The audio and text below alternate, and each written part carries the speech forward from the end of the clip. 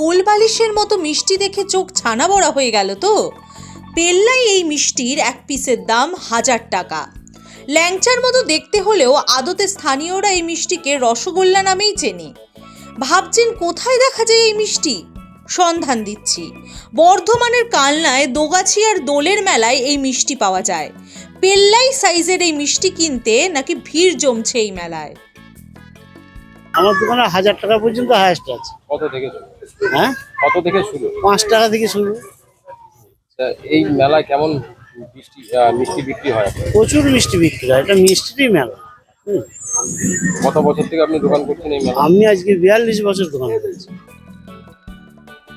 কালনার রায়চৌধুরী পরিবারের দোল উৎসব প্রায় 500 বছরের পুরনো। পারিবারিক পুজো ধীরে ধীরে গ্রামের উৎসবে পরিণত হয়েছে। রায়চৌধুরী পরিবার সূত্রে জানা যায়, মদনমোহন, গোপীনাথ, রাধাকৃষ্ণ, কেষ্টচন্দ্র ও দশমা নামে 5টি বিগ্রহ তাদের পারিবারিক মন্দিরে পূজিত হন। দোল উৎসবে আমরা সবাই মিলে একসাথে আনন্দ করে আমরা দোল কাটাই।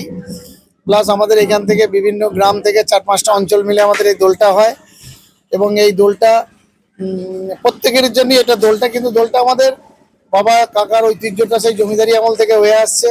500 বছরের দোল এবং সেই ঐতিহ্য আমরা ধরে রেখেছি এবং এটা দোলটা শুধু আমাদের নয়, এই পুরো 4-5টা অঞ্চলের দোল। এটা কদিন ধরে চলে? এটা আমাদের 4 দিন হয়। রাধানাথ, গোপীনাথ, মদনমোহন আর কেষ্টচন্দ্র এই 4 দিনের দোল হয়। আমাদের একটা বিশেষত্ব হচ্ছে, একদিকে আমাদের মা দশভূজা, একদিকে হচ্ছে রাধানাথ, গোপীনাথ, মদনমোহন, কেষ্টচন্দ্র।